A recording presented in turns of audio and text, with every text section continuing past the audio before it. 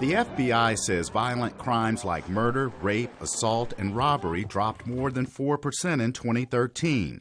But during that same period, officers shot and killed more than 400 civilians in incidents known as justifiable homicides. Sit on the ground! Don't make noise!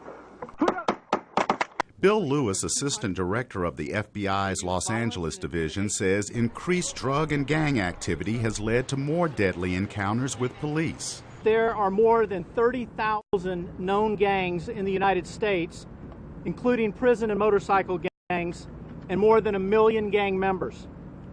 Further, street gangs are responsible for approximately 48% of violent crime in their neighborhoods that they control. Get on the ground now!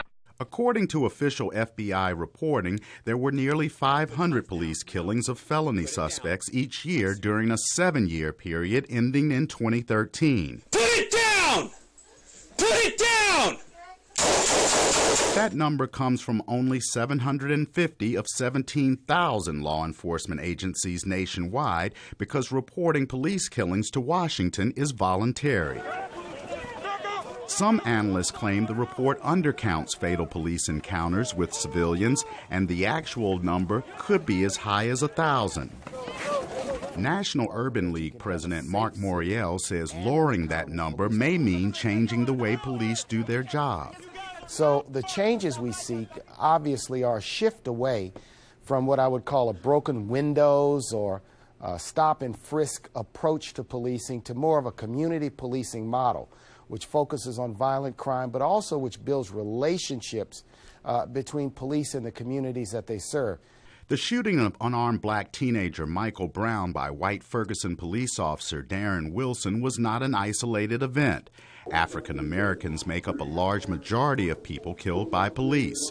Public policy expert Elsie Scott says the core of the problem is the way black men and other minorities are perceived by many police officers.